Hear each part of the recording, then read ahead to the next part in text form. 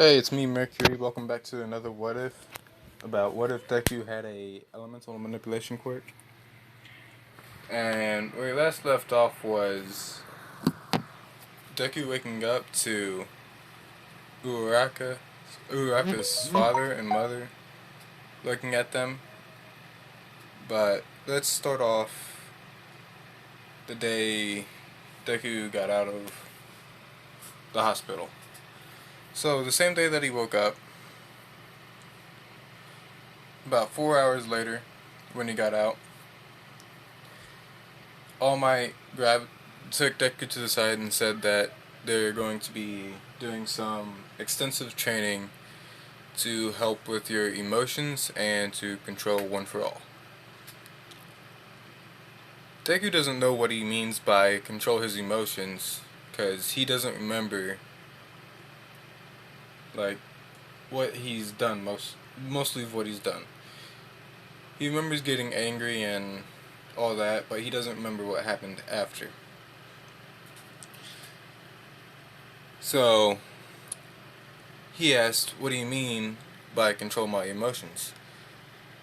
Well, during the attack on the USJ, you kinda lost it. And everybody's saying that you let out off a dark presence. And Midoriya is surprised by this because he's never done that before. He's wondering, how did that happen? I've don't He's confused. So All Might takes him to UA, shows him the video. He sees everything that he's done and was about to do.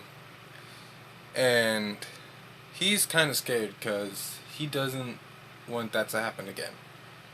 So he agrees to the training. And he's put through the emotional test first. He's like,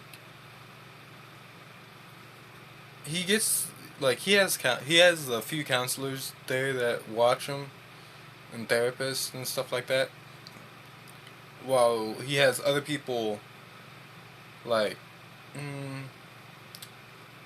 like getting him upset, angry, stuff like that. And he loses it the second day. Now he began the training as soon about 2 hours after he left the hospital. So around the second day, he lost it during the emotional training, and All Might was having trouble with him. They were having trouble restraining him until he somehow comes back from it. And they're all surprised, it took someone else to bring him back last time.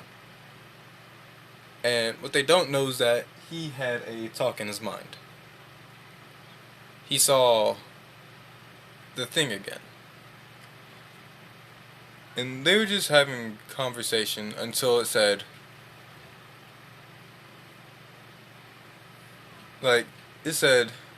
until you fully learn how to control your negative emotions, or you go through something that will cause you the greatest pain, then you will never have control over me. And Deku, he's shocked by this, and he's confused, scared, because he doesn't know what he means by that. It could be physical, mentally, emotionally, maybe all three. So he tells All Might what happened. He tells him about the first dream that he had, with 8 things standing there, naming off certain feelings and emotions. and about how one of them approached him while he was apparently blacked out again, and said that, well, what he said. So All Might's kind of concerned about this, and he keeps a closer watch on Deku. So after the third day, they stop the emotional training because he's able to pull himself back now,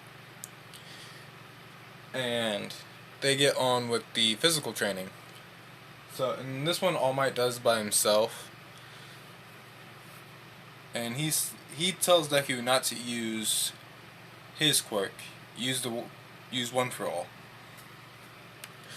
So Deku does, but he doesn't actually know how to control it. So he throws a smash, and it breaks his arm.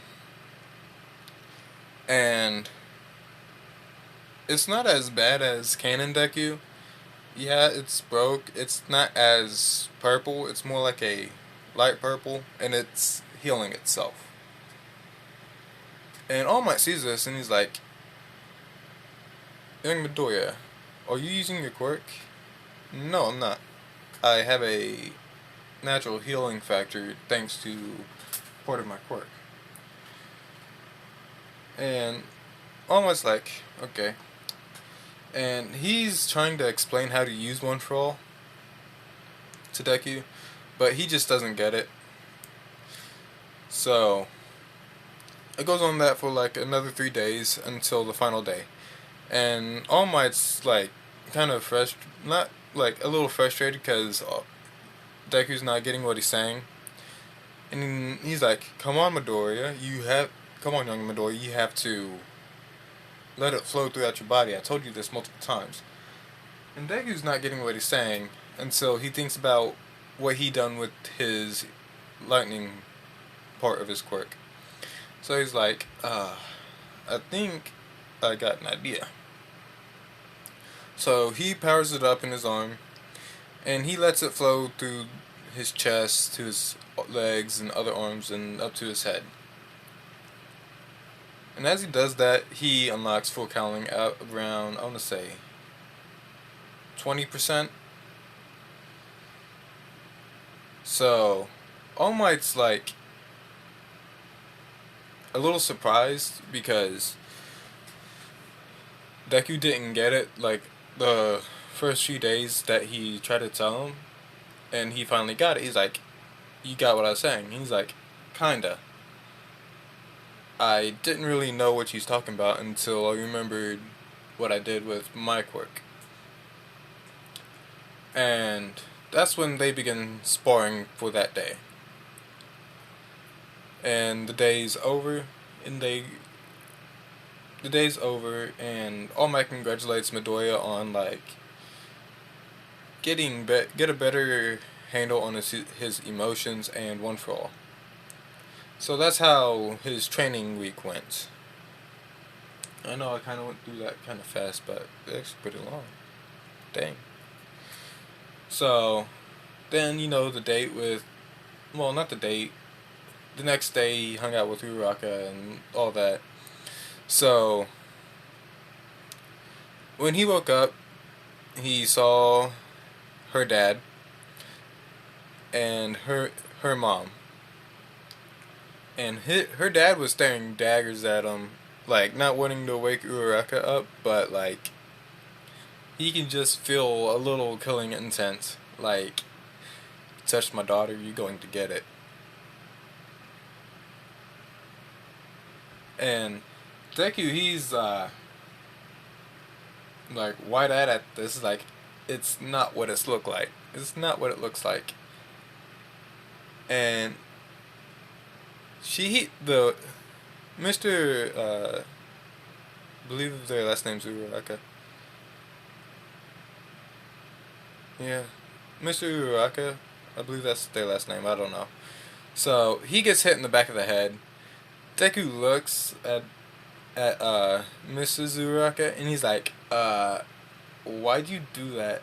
And she's like, I know what happened last night. I kind of saw it all and heard it. And her father looks back at her and he's like, "So you mean to tell me you let these two fall asleep together?" And they just get into an argument, and Uraraka wakes up thanks to the argument. Whoopsie daisy. So yeah, she wakes up, she sees them, and then she leans back and leans into Deku on accident. She kind of jumps, turns around, and starts blushing because she realized that she fell asleep next to Deku. And she's like, "Oh, I'm sorry, I'm sorry, I'm sorry." And Deku calms her down, saying it's fine, but I don't think as the parents, they just get louder and catch their two's attention. And he's like, "I think I should go." As soon as the dad hears that, he turns around and is like, "Don't you even," and Deku's gone. They're all those two are her parents are confused, like, "Where'd he go?" And she says, "Yeah, he does that. He can, I don't know what he does. He just disappears." So yeah, he goes home. He teleports outside of his house, and he walks into his house. Now, Inko, she's setting up. She sat up all night waiting for him, and it's probably about 4 in the morning. She has bags under his eyes. She's sitting at the kitchen table. She hears him come in, and it's dark in the house. All the lights are off, and Deku just gets this eerie feeling like something bad's going to happen. So he slowly walks through the house, being quiet, until he hears a and he jumps a little as the lights in the dining room turns on, and he sees her mother. And he's like, "Hey, Mom, how are you doing?" "I'm doing just fine. How are you doing?" Uh, I'm good." And she just goes on about how he shouldn't stay over at a girl's house and all that. And he's like, "Mom, nothing happened. We're just friends." "Well, I think we are. I'm not entirely sure." And she's like, "What do you mean by that?" "I'm not sure if we're dating or not." It kind of got heated over at her house. And hearing this, Inko's pressing for details as Hisashi walks down and asks what's going on. And Inko gives him the whole rundown about how he said that stuff was getting heated over at the place that he was staying at. And he's like, "Midoriya, come with me. Well, Izuku, come with me. We're going to have a talk." So, Inko, she's kind of annoyed and kind of mad at Hisashi for doing that to her, because he knows that if he told his mom anything, she was going to flip out and ground him. So they go up to Midoriya's room, and he sits him down. So they're talking, and Deku tells him the events of yesterday about how he went hanging out with Jiro and Uraraka, about what happened when he took Jiro home, and what happened the night when Uraraka woke him up, and what happened when he woke up to her parents looking at him. And Hisashi's kind of surprised, like, my son got two girls to like him, and yeah. So they're talking, and Midori looked at the time. It was like, I forgot what I told him. It's like 5. So Deku's like, uh, hey Dad, I gotta get ready to go to school. Oh, we could talk about this after. So Hisashi leaves. Deku, he gets showered, dressed, all that. Then he heads to school. And like, he runs into Bakugo on his way, and they're just chatting. And Bakugo asks, "So, what'd you do over your 2-week break?" And Deku, he says, well, for the first week, well, most of the first week, I was asleep, basically. And most of during the other week, I was training. And Bakugo's like, "What'd you train?" "My emotional state and my physical body." Why did you need to train your emotions? Well, do you remember what happened at the USJ? Yeah. That's because I got too angry. Bakugo hearing this, like, wait, so if I pissed you that far, yeah, that would have been bad. So Bakugo like trying to come to terms with this, and he's like, "So what else happened?" And Deku thinks, and he's like, starts to turn red. Bakugo notices this because he's known Deku for a long time, and he's like, "What happened?" Deku's just silent, and he looks away. Bakugo getting even more persistent, but he's not getting anything out of Deku. And he's like, "You're going to have to tell me someday, you know that, right?" No, I won't." And they arrive at school, and they walk into class, and everybody looks at Deku, like, with awe and fear, kinda. Because, like, he took something that was destroying a teacher, and he crushed its skull, then pierced it with the earth. Plus, he had a fucking dark shroud and, like, a black flame looking thing and lightning surrounding his body, along with some creepy ass tentacles. So, yeah, they have a right to be afraid. But they're more impressed about how he took down the Nomu.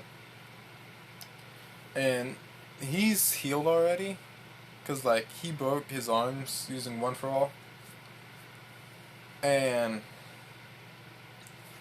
they're all like, "Dude, what was that during the USJ?"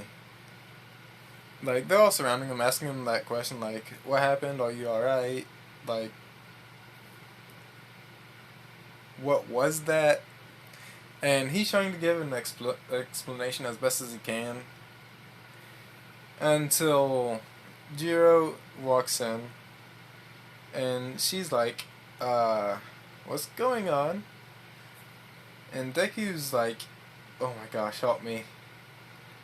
And she does, like, but back up, give him some space, let him talk. And Bakugo, he notices this and is like, okay. I see. I see. Okay. And he gives the explanation about how his quirk, how he learned that his quirk runs on his emotions. But he doesn't give them the whole explanation like he did All Might. He's like, I was a bit too angry, and well, that sort of happened. I don't exactly remember all that I'd done, or and he just keeps on going on until Uraraka walks in, and she's just listening to this, and she walks over to Jira's like, so did you? Hmm. Let's see. So what's going on here? And she gives the explanation of how when she walked in, everybody was crowding around Deku, and Uraraka's like, yeah, I believe that.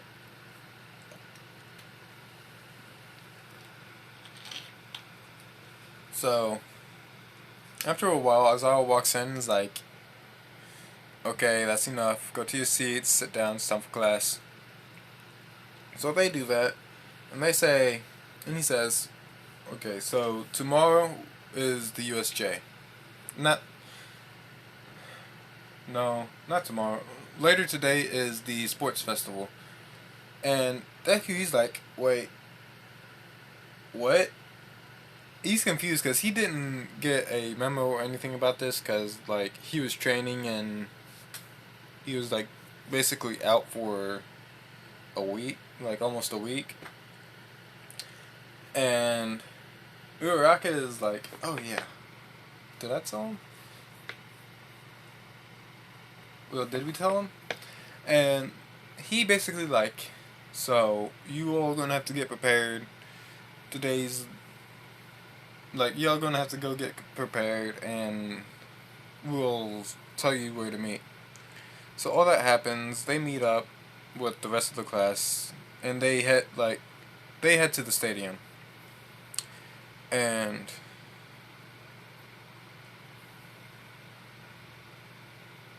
like they all take a seat with the rest of the classes, well, first year classes, and he's called up to the stage to give a speech. And while he's up there, like he's he says, now I know a lot of y'all have worries about what happened during the USJ.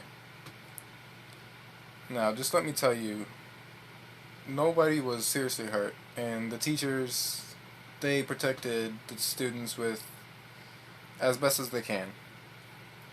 Now, things like this were bound to happen at some point. I'm not going to lie, I kind of lost it during the USJ. And, well, thanks to some people, I came back. Now, I may seem strong, but I'm not as strong as people think. I have weaknesses, everybody does.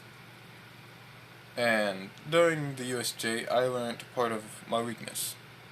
Now, everybody's learning and everybody's goes through some stuff. Yes. And that's what we went through. Class 1A. We went through an attack during the USJ. Now, to those who have concerns, yes, but I'm pretty sure that things will get better. And it gave us experience. Experience that we needed. And we learned how dangerous that being a hero actually is. Now, we can take precautions and grow from our experience. And it will lead us to be better heroes. Now, nobody here is better than anyone else. And we all must grow in a way that will help not only us, but the people around us. So, I just want to say, give it your all. and do your best. Thank you. As he walks down the stairs, like, some people are shocked about what he said, like, so he was the kid that did, like, that beat the villains? Well, a thing that took down the teacher, like, hurt, like, a lot of people, like, villains that hurt a lot of people, and they're all, like, so, yeah, that just happened. And that is where I'm going to leave it off. Hope you all have a nice day and enjoy.